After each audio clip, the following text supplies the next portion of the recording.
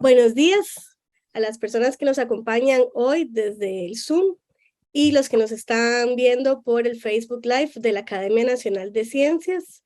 Les damos la más cordial bienvenida a la conferencia del mes de octubre de la Academia Nacional de Ciencias.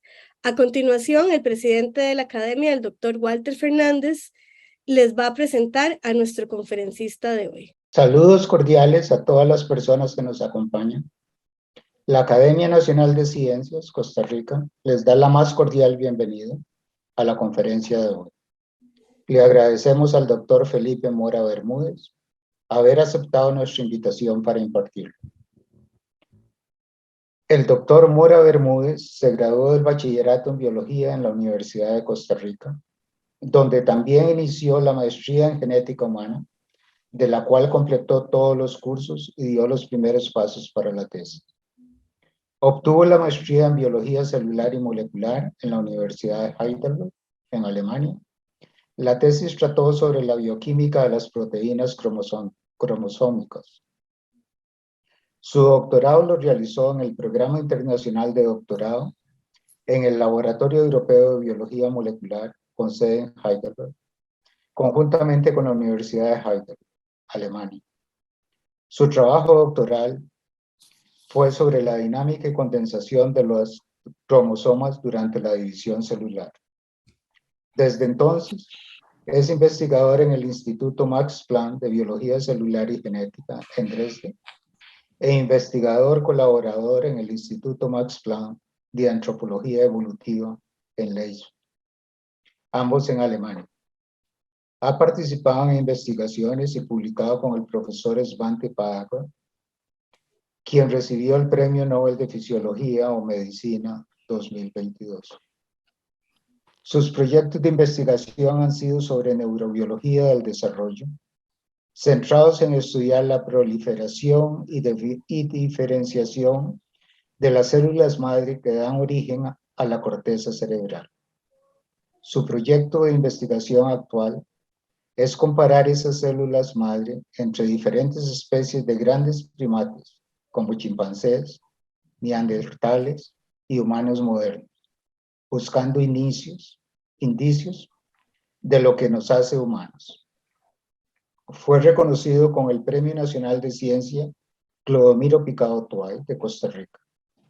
Para nuestra academia es grato que forme parte de su red Ticotal, Red del Talento Humano en el Extranjero, Talento Humano Costarricense.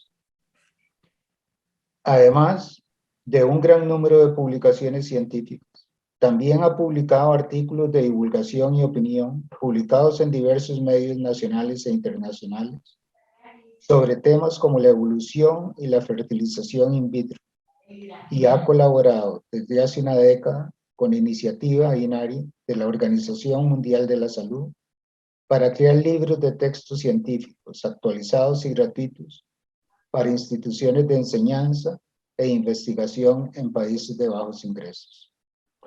También ha participado en múltiples talleres y presentaciones por la tolerancia, la internacionalidad y contra el racismo, organizados por el Instituto Max Planck y la Fundación CEIX.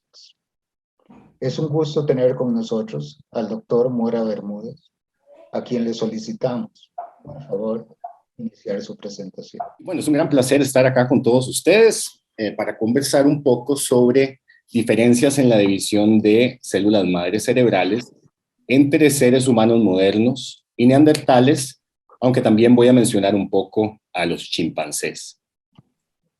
Bueno, los neandertales. Hablemos un poco de ellos. Son muy interesantes porque son nuestros parientes conocidos más cercanos, dependiendo de la etnia, junto con los denisovanos. Y no son nuestros ancestros, a pesar de que a veces circula eso en algunos medios, sino más bien compartimos un ancestro común hace más o menos unos 600,000 años. O sea, nuestros ancestros se separaron de los ancestros de los neandertales hace más o menos 600,000 años.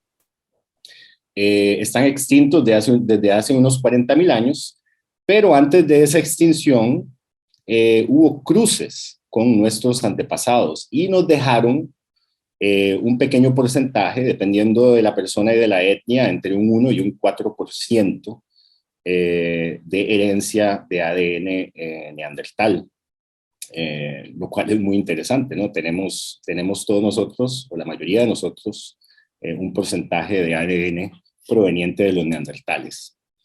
En general, como se ve en esta foto, la verdad son seres que son muy, pero muy, muy parecidos a nosotros en muchas áreas, anatómicas, fisiológicas, etcétera. O sea, la verdad, si nos lo encontramos por ahí caminando, no sería tan fácil, creo yo, estar seguro de que no es un ser humano moderno, excepto por algunas pequeñas características. Son tan similares que también los cerebros se cree que son muy similares. Lo que se ha podido recuperar, como en este caso se ve acá, son, por supuesto, los cráneos de neandertales, y a partir de los cráneos se pueden hacer deducciones de cómo era el cerebro.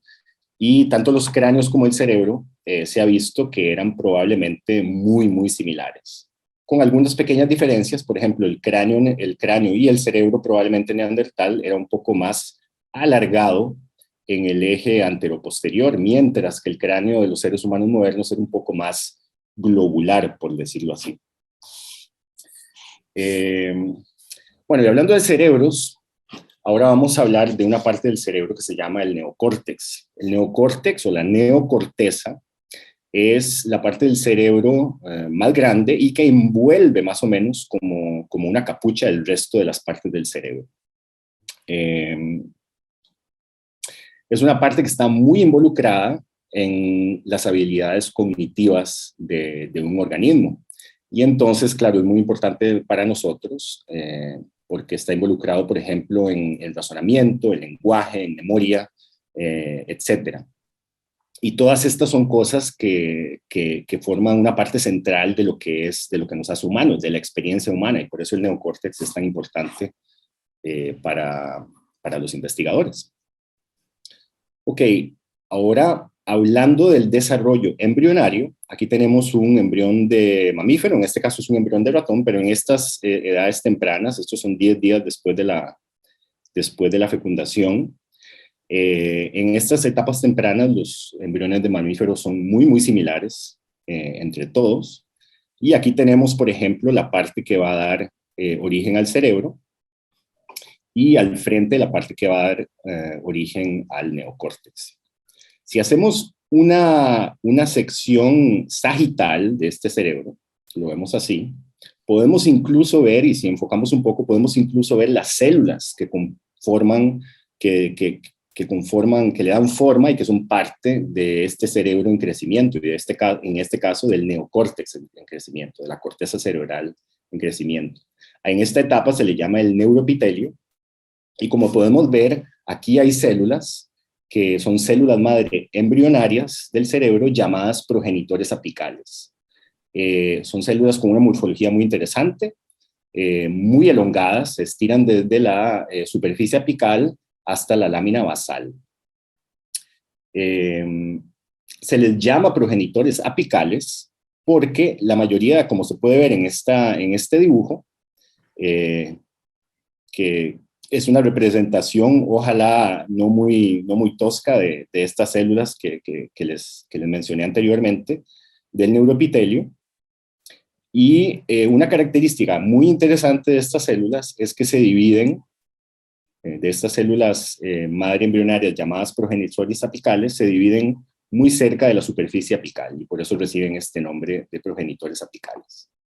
Algo muy interesante de estas células es que de estas células, de estos progenitores apicales, van a salir todas las células neurales del neocórtex, ya sean neuronas o macroglía.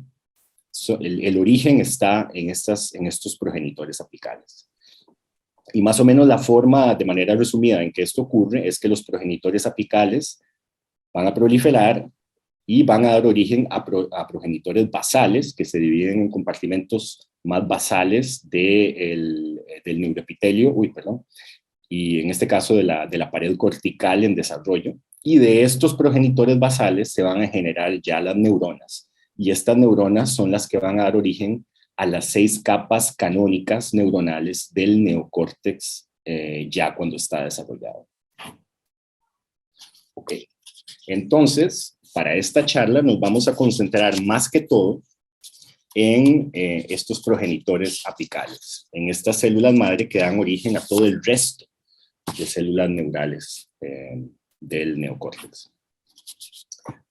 Bueno, les mencioné que estas células se dividen muy cerca de la superficie apical, y esto ya es una inmunofluorescencia, una foto microscópica de algunas de estas células en los procesos de división. Podemos ver aquí una célula, para quienes recuerden, en metafase con los cromosomas alineados en el centro de la célula, está lista para dividirse, y aquí una célula en anafase, donde los cromosomas están ya separándose y aquí ya está listo la división celular para ocurrir ya con los cromosomas separados. Bueno, les mencioné la metafase, les mencioné la alafase, entonces quizás es bueno también dar un pequeño recordatorio de las fases del ciclo celular y las fases de la división celular, muy brevemente. Comenzando con una célula en interfase, una célula que no se está dividiendo, sino que simplemente está creciendo y haciendo otras funciones celulares y fisiológicas. Cuando la célula decide entrar en fase de división, lo primero que hace es condensar sus cromosomas y formar estos cromosomas condensados que son muy conocidos. Esas imágenes de los cromosomas en forma de X, etcétera, son en realidad cromosomas mitóticos preparándose para la división. Cuando los cromosomas ya están condensados, el uso mitótico, que está acá en amarillo, los ordena en el centro de la célula, en el plano, digamos, ecuatorial de la célula, y en esta etapa que se llama la metafase, es como la etapa donde se toman las últimas preparaciones antes de la división. Entonces, aquí es donde todo tiene que quedar en orden para la división, en la metafase. Entonces, cuando todos los cromosomas están bien ordenaditos ahí y listos para la división, entonces la célula los separa y empieza a dividir, y los distribuye también a los polos de la célula hija, y así se prepara ya la división celular con cada célula hija teniendo el número correcto y el tipo correcto de cromosomas. Bueno, habiendo recordado un poco algunos aspectos de la división celular, ahora les presento, bueno, sí, nada más para mencionar que vamos a hablar más que todo hoy de la metafase y de la anafase, cuando los cromosomas se preparan y cuando ya se están dividiendo. Y ahora les presento una herramienta que se ha vuelto muy, muy importante para este tipo de estudios, y son los organoides. En este caso, organoides cerebrales. Y en este caso específico, es un organoide cerebral de chimpancé que publicamos hace algunos años. Los organoides son como una versión miniatura. Aquí se pueden dar una idea del tamaño de un cerebro real comparado con el tamaño de un organoide. Son realmente versiones miniatura de diferentes órganos, en este caso del cerebro. Pero a pesar de ser muy pequeños y muy simplificados, son muy útiles porque nos permiten estudiar las células, en este caso células madres cerebrales, en un contexto más natural, no solo en un plato de cultivo de 2 dimensiones, sino que forman un tejido ya tridimensional y un tejido cerebral. Entonces, por eso se han vuelto tan importantes, porque nos permiten estudiar, por ejemplo, células madre de organismos como chimpancés o seres humanos, sin necesidad de tener que obtener el tejido propiamente dicho, el tejido natural, que a veces es muy difícil o incluso imposible. Bueno, precisamente con estos organoides es que este proyecto comenzó a volverse interesante, porque, bueno, aquí pueden ver también los progenitores apicales en rosado, y también las neuronas en verde. Entonces, estos organoides recrean muy bien ese neuroepitelio muy temprano, esa fase muy temprana del desarrollo cerebral, esa parte embrionaria. Entonces, si se acuerdan, los progenitores apicales se dividen cerca del ventrículo, cerca de la superficie apical de este tejido. Y les voy a presentar acá células dentro de un organoide, células de un humano moderno en este caso, y células de un chimpancé, son células madres cerebrales del tipo de progenitor apical que les mencioné antes. Y este es un video donde van a poder ver estas células dividiéndose, y vamos a poder seguir esa división celular que les mencioné hace poco.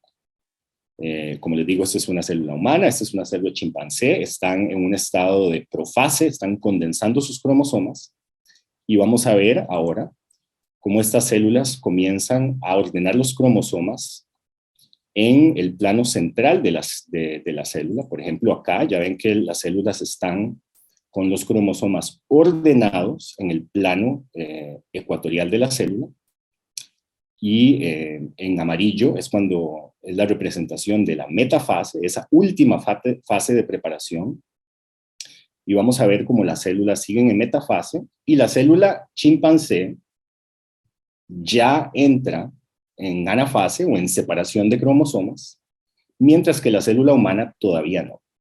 Y si seguimos el vídeo un poco más, va a tardar un tiempo hasta que la célula humana finalmente decide separar sus cromosomas. Y si comparamos las dos barras amarillas, podemos ver que la célula de chimpancé tuvo una profase o una fase de preparación de los cromosomas para la división bastante más corta que la célula humana.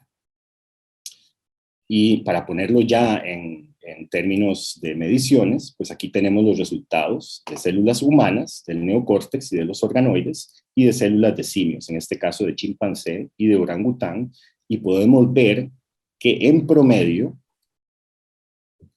la metafase en humanos es un 50% más larga, no solo que en chimpancés, pero también en orangutanes. Nosotros nos quedamos así como un poco, bueno, pero esto, ¿desde dónde se genera? ¿Para qué sirve? ¿Por qué es así? Fue algo nuevo, inesperado realmente. No sabíamos qué hacer con esto al principio. Y la pregunta se volvió, bueno, ¿qué es lo que prolonga la metafase humana? Y por cierto, disculpen que en algunas cosas no logré traducir todas las palabras, se me escaparon algunas cosas que todavía están en inglés. Espero que hayan sido pocas. Muy bien. En esta pregunta, ¿qué es lo que logra que la metafase humana se prolonga y para qué? Es donde entran los neandertales. Y ese logro impresionante del equipo de genómica de Leipzig, de secuenciar no solo de manera completa, sino con una alta cobertura, el genoma de los neandertales, en este caso de las montañas Altai en el Cáucaso. Algo interesante es que cuando ya comparamos los genomas de los neandertales con los genomas humanos, bueno, cuando ellos lo hicieron, yo no participé de esta parte, se vio que había alrededor de 31.000 cambios en los nucleótidos del ADN entre humanos modernos y neandertales. Parece mucho, pero en realidad es muy poco. Y cuando vemos la cantidad de cambios que hay, esto espero que no esté tapando, bueno, cuando vemos la cantidad de cambios, apenas alrededor de 100 de esos cambios en 87 proteínas, bueno, apenas alrededor de 100 de esos cambios son van a llevar a un cambio de aminoácidos, y apenas en 87 de esas proteínas. Entonces, de los 20.000 o 20 y pico de mil genes que tenemos, hay apenas 87 genes en los cuales hay cambios que llevan a un cambio en la secuencia que va a dar un cambio en la proteína.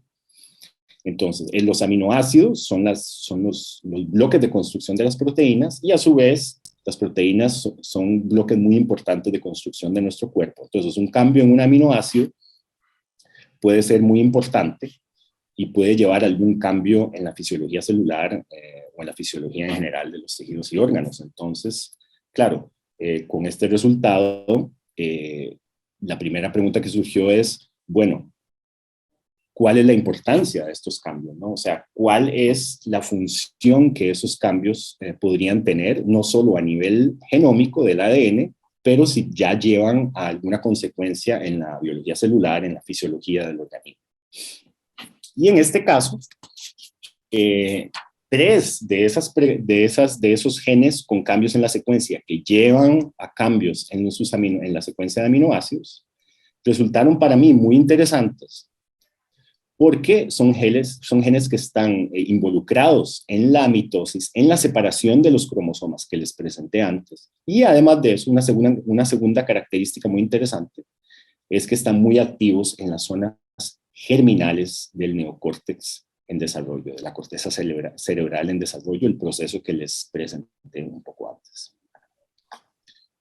¿Cuáles son estos genes? Bueno, es KIF18A, una quinesina, un motor en los microtúbulos, KNL1, que es una célula del kinetocoro, y SPAC5, que es una célula de centrosomas y kinetocoros. Entonces, ya les había presentado un poco este tipo de célula donde los cromosomas están ya listos para segregarse y están en el ecuador celular, por decirlo así, en el centro de la célula. Y ahora les presento unas estructuras, un pequeño recordatorio de estructuras básicas de los cromosomas y de las células en separación. Algo muy importante que tienen en común estas 3 proteínas es que participan en la función del kinetocoro.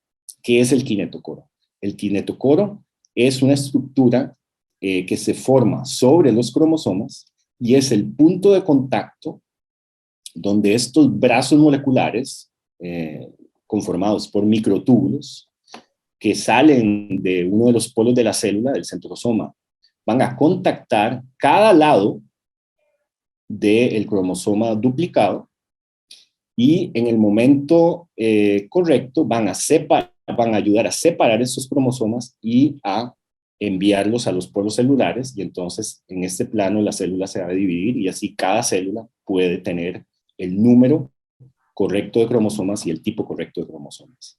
Entonces el kinetocoro es algo que estas 3 proteínas tienen en común, es decir, tienen funciones ahí, no solo en la división celular, sino en la separación de los cromosomas y en las funciones del kinetocoro.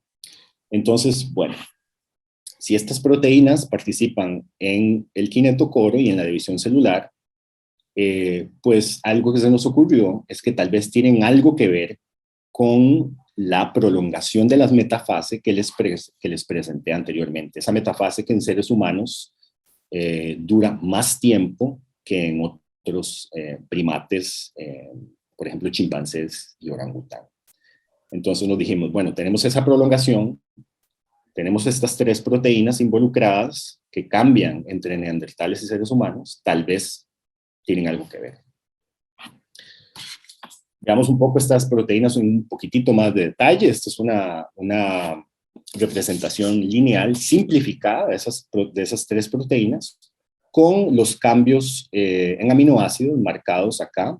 KNL1 tiene 2 cambios, KIF18A tiene 1 cambio, SPAC5 tiene 3 cambios. También algunos de estos cambios son dentro o cerca de partes de la proteína que ya han sido identificados como importantes. Sin embargo, este no es el caso de SPAC5 y esto va a ser interesante para luego en la charla.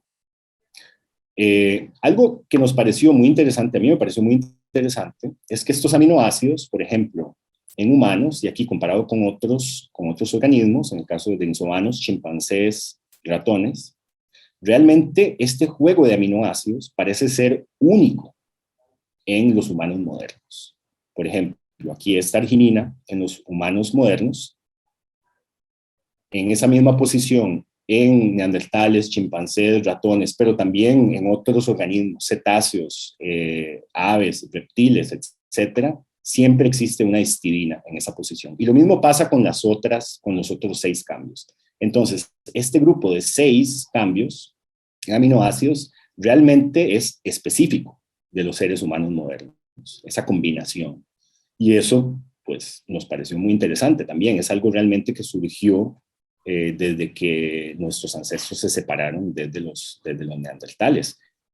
En otros términos, esta histidina, por ejemplo, parece ser el estado ancestral de esos aminoácidos, mientras que la arginina, en el caso de los humanos modernos, es es el aminoácido derivado.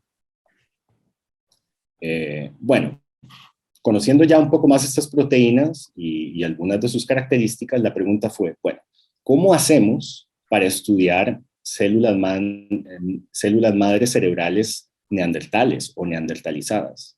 Propiamente neandertales es obviamente imposible porque los neandertales están extintos, los denisovanos también. Entonces, ¿qué podemos hacer para obtener modelos para estudiar estas proteínas?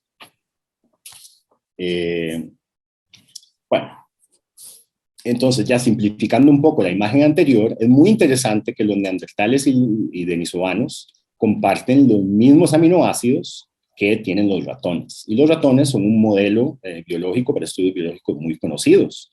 Entonces dijimos, bueno, tal vez los ratones nos pueden ayudar, ¿no? Si el ratón en su estado natural, silvestre, es más o menos, bueno, es para esos 6 aminoácidos es idéntico, podemos utilizar el ratón como un, por decirlo así, modelo neandertal. Y ya que los neandertales tienen ese arco supraciliar tan pronunciado, pues le ponemos también un arco supraciliar pronunciado al ratón para recordar que en su estado natural son prácticamente un modelo neandertal. ¿Qué hacemos ahora? Lo que necesitamos es un modelo para el humano moderno, en el caso de los ratones. Entonces, utilizando técnicas de biología molecular, específicamente en este caso CRISPR,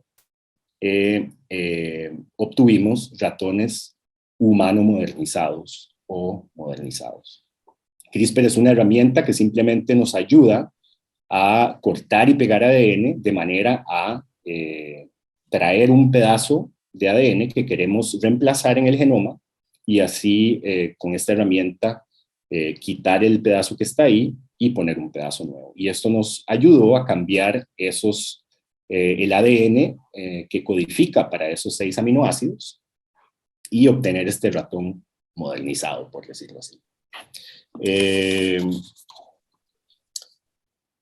Bueno, teniendo ya un modelo, digamos, neandertal y un modelo de humano moderno, sin embargo, esto nos pareció insuficiente. ¿Por qué? Porque esto sigue siendo un ratón. Queríamos tener también un modelo un poco más humano. Entonces, aquí entran en juego los organoides que les presenté anteriormente. Estos organoides se pueden cultivar a partir de células madre embrionarias, por ejemplo, de humano moderno, y con técnicas ya establecidas, crear a partir de ello esos pequeños órganos simplificados en miniatura que tienen tejidos muy parecidos a los que tiene el cerebro en desarrollo. Entonces, por ejemplo, aquí obtenemos de células humanas modernas un organoide cerebral humano moderno.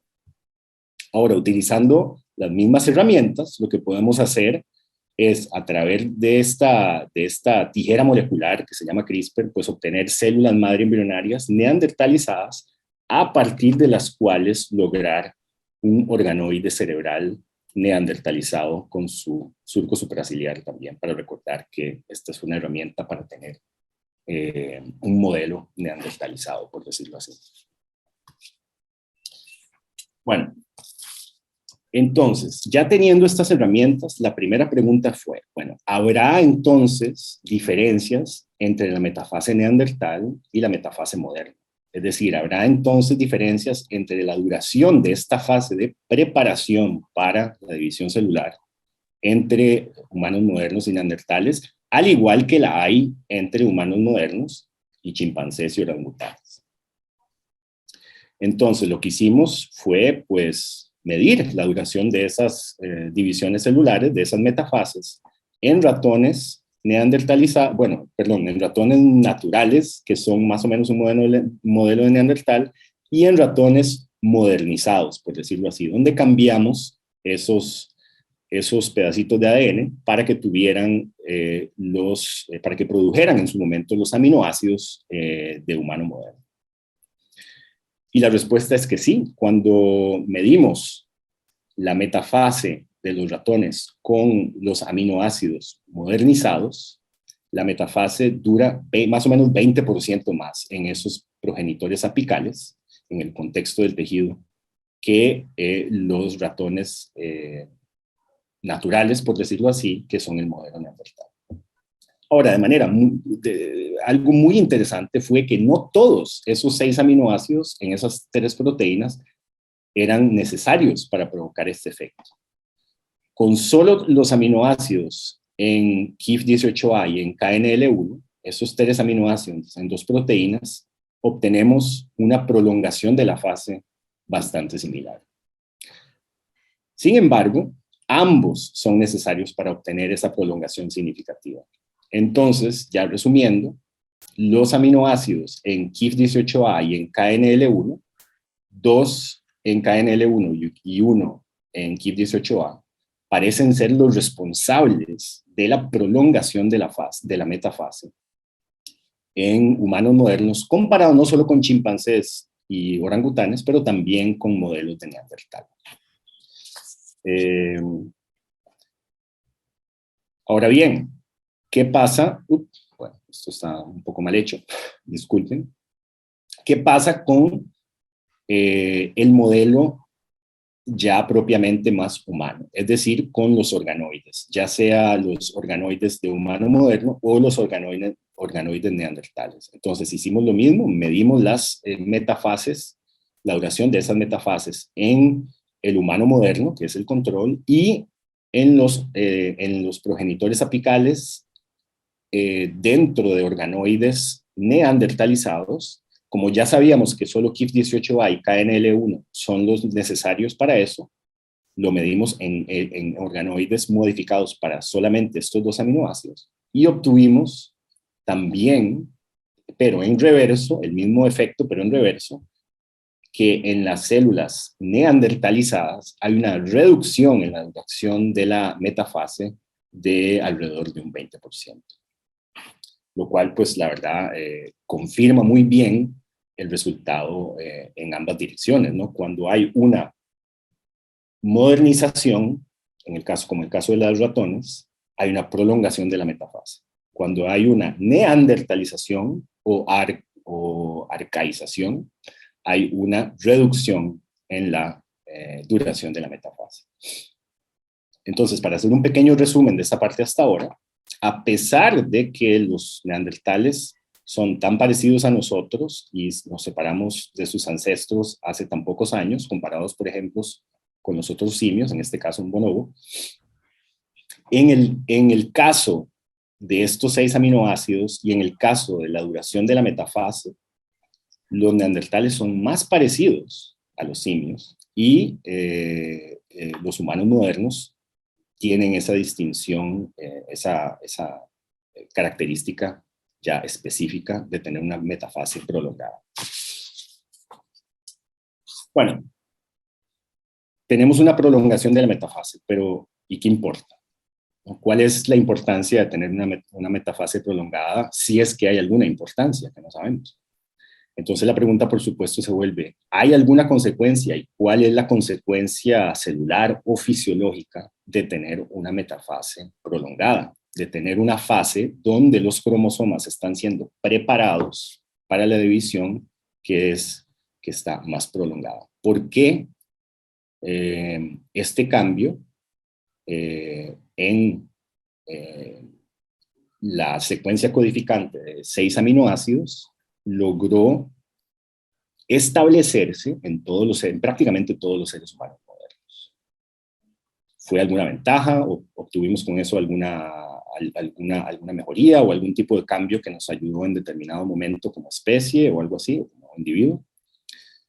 Para eso, voy a hablarles de el Spindle Assembly Checkpoint, o en español, que es el punto de control mitótico, que es un mecanismo bioquímico muy interesante de las células en división y que tiene mucho que ver con el kinetocoro que les hablé antes, donde esas 3 proteínas participan.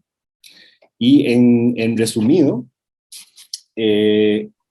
la función de este checkpoint es simplemente retrasar o detener la división de los cromosomas hasta que todos los cromosomas no estén bien conectados por los microtúbulos con el polo celular, con el centrosoma que les corresponde. Entonces, mientras haya un cromosoma y un kinetocoro que no esté bien conectado, que no esté listo para ser separado y dividido, este checkpoint simplemente manda una señal bioquímica de alto. Dice, todavía no podemos separar porque esto todavía no está bien. Cuando ya se logra esa conexión para todos los cromosomas, un solo cromosoma no conectado puede llevar a este alto. Entonces, cuando ya se logra para todos los cromosomas, ahí sí procede la anafase, procede la separación de los cromosomas. Cuando hay fallos en este checkpoint, ¿qué es lo que pasa? Bueno, hay cromosomas que quedan, por decirlo así, rezagados. Y este rezago puede llevar a que sean distribuidos a la célula incorrecta o simplemente que se pierdan en esa fase de separación. Para simplificar un poco y para hacer la charla un poco más corta, decidí no mostrarles toda la evidencia en ese sentido que tenemos, pero nada más voy a mencionar que en las células humanas modernas pudimos ver que este checkpoint está más activo que en las células tanto de chimpancé como de neandertal. O sea, esta señal de alto parece que está trabajando más en las células humanas que en las células de chimpancés o de las células, por decirlo así, neandertalizadas. Entonces esto nos dijo, bueno, si la metafase, que es la fase donde los cromosomas se preparan, es más larga, y además de eso, este checkpoint, este punto de control que precisamente se encarga de asegurarse de que todos los cromosomas estén bien preparados y listos para ser separados, si ambas cosas duran más y están más activas en los seres humanos modernos, ¿qué podría ser la consecuencia? Bueno, podría haber una consecuencia en la fidelidad de la separación de los cromosomas. Es decir, que también logran todas las células separar sus cromosomas a las células hijas y qué tantos fallos ocurren en ese proceso. Entonces, precisamente, lo que decidí hacer fue contar en esas anafases y en esas telofases también el número de errores que podía identificar en estas células madres cerebrales, en estos progenitores apicales. Entonces, por aquí tenemos, por ejemplo, en este caso, progenitores apicales de ratón, donde vemos un cromosoma rezagado. Y para comparar, un progenitor apical de ratón donde no se observa ningún cromosoma rezagado. Ahora les estoy mostrando dos fases, anafase y telofase, porque la telofase es la última fase de la división celular. ¿Y por qué eso es importante? Porque si hay un error en anafase, todavía es bastante posible de que la célula de alguna manera logre rescatarlo y distribuirlo a la célula que le corresponde. Sin embargo, cuando ya los cromosomas están descondensando y se están volviendo a formar los núcleos celulares a partir de esos cromosomas, es ya poco probable que ese cromosoma sea rescatado y entonces es más probable que se pierda o se mantenga como un micronúcleo extra que alguna célula tiene. Y si eso sucede, es probable que sea heredado a otras células, por ejemplo, a los otros progenitores o a las neuronas que van a salir de estos progenitores apicales. Por eso es importante la distinción entre la anafase y la telofase. Si hay errores en la telofase, es más probable que esos errores persistan. Entonces, ya contando el número de errores cromosómicos, vemos que en los ratones, digamos, silvestres o naturales, hay más o menos cromosomas rezagados en alrededor de un 2% de las divisiones celulares. Esto es poco porque, claro, esto es un proceso que es muy importante y está muy depurado, entonces hay pocos errores. Pero aún así, cuando hacemos el conteo en las células progenitoras en los ratones modernizados, la cantidad o el porcentaje, en este caso, de errores se reduce a la mitad, alrededor de un 1%. Entonces, un resultado, la verdad, que nos alegró mucho. Entonces, no solo la metafase es más larga, no solo el checkpoint mitótico está más activo en los seres humanos modernos o en las células que modelan a los seres humanos modernos, sino que eso lleva a cortar a la mitad el número de errores cromosómicos que se cometen durante la división celular, que podrían tener un impacto en las células que le siguen a estos progenitores. Bueno, estos son los resultados en ratón, pero ¿qué pasa con los resultados en el modelo un poco más parecido a los humanos, que es el modelo de los organoides? Ya que está de nuevo los organoides, tenemos igual células en anafase y en telofase de humano moderno, por ejemplo, en este caso, sin errores, y también células con errores. Y los conteos, gracias a los conteos, podemos ver entonces que en las células controles de humano moderno, la cantidad de errores cromosómicos es más o menos, de nuevo, la mitad, o un poco menos, que en las células que fueron neandertalizadas. Es decir, las células donde cambiamos los aminoácidos en estas proteínas para volverlos más similares a los neandertales. Claro, entonces esto nos confirma también lo que vimos en ratones. Cuando estos progenitores son modernizados, en el caso, como el caso de los ratones, se reduce el número de errores mitóticos. Pero, en el sentido contrario, cuando los progenitores pasan de ser modernos y son neandertalizados, se incrementa el número de errores. Eso quiere decir que en ambos casos, bueno, incluso en 3 casos, porque también obtuvimos resultados muy similares en chimpancés, es decir, las células de chimpancés cometen más o menos el doble de errores que cometen las células de humanos. Entonces, en estos 3 casos, tanto en los ratones que fueron modernizados, como en la comparación con células de organoides neandertalizadas, como en la comparación de células de chimpancé, cuando las células tienen los aminoácidos de ser humano moderno, cometen menos errores a la hora de dividir sus células.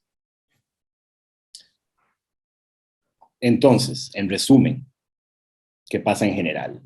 Tenemos ciertos cambios en aminoácidos mitóticos, en aminoácidos de proteínas que participan en la división celular y específicamente en proteínas que participan en la función del kinetocoro, de esa estructura que se asegura de que los cromosomas se peguen a los microtúbulos y puedan ser separados en el momento oportuno. Tenemos estos 6 cambios muy interesantes, 3 de los cuales llevan a una prolongación de la metafase en células humanas modernas, a un checkpoint mitótico o un punto de control mitótico más activo y a menos cromosomas perdidos, por decirlo así, durante la anafase. Nosotros pensamos que lo que sucede es que el checkpoint mitótico más activo lleva a que la metafase en células humanas modernas sea más prolongada, mientras se corrigen todavía más los posibles fallos en la distribución cromosómica, y por eso dura más tiempo la metafase, y de ahí que haya menos cromosomas rezagados en las células madres cerebrales de los seres humanos, comparado tanto con neandertales como con simios, pero como ya les dije, estos aminoácidos que están en neandertales y simios también están en prácticamente todos los otros organismos. Esa combinación de 6 aminoácidos y de los 3 que resultaron importantes para este estudio, está realmente, parece ser exclusiva de seres humanos modernos, lo cual es muy, muy interesante. Sin embargo, también quedaron esos 3 otros de SPAC5 que la verdad todavía no sabemos qué hacen. Hicimos las pruebas en todos estos ensayos, pero todavía no sabemos qué hacen, a pesar de que uno diría están involucrados en el mismo proceso. Y bueno, ¿cuál es la consecuencia de esto? Esas son las células progenitoras, las células madre del cerebro. La consecuencia puede ser que una mitosis menos defectuosa en el desarrollo cerebral de humanos modernos podría tal vez haber sido una ventaja evolutiva comparado, por ejemplo, con los neandertales, y también uno puede especular que tal vez esa cantidad de errores menor en las células madre pueda tener también una consecuencia de menos errores en el funcionamiento, no solo de las células madre, pero también del resto de células neurales, como las neuronas, ¿no? Entonces, una pregunta que queda, y que es la que estamos ahora investigando, es, bueno, ¿cuál es el impacto de ese incremento de errores cromosómicos en el funcionamiento de las células que siguen a las células madre, que son, por ejemplo, las neuronas? Y tal vez si eso tiene algún impacto en comportamiento o en otras características del organismo, dependiendo de cuál grupo de aminoácidos tenga. Y en este caso los ratones juegan un papel muy importante, porque de los organoides no podemos tener pruebas de comportamiento o de inteligencia, o etcétera, pero de los ratones sí. Entonces los ratones, por eso son tan importantes, podemos utilizarlos para averiguar si hay alguna diferencia a ese nivel. No solo ya a nivel del ADN, no solo del genoma, no solo a nivel de proteína, no solo a nivel celular, sino también a un nivel, digamos, por decirlo así, fisiológico. Y bueno, hasta aquí la charla. Primero que todo, unas gracias enormes a todos los que participaron en este proyecto del Max Planck de Biología Celular en Dresden, el Max Planck de Biología Evolutiva, Antropología Evolutiva, perdón, en Leipzig, también de la clínica de la universidad, y también de muchas oficinas técnicas y de laboratorios técnicos de los institutos, sin los cuales este trabajo hubiera sido muchísimo más difícil y quizás imposible. Entonces también, aparte de los Max Planck, las entidades que ayudaron a financiar este proyecto.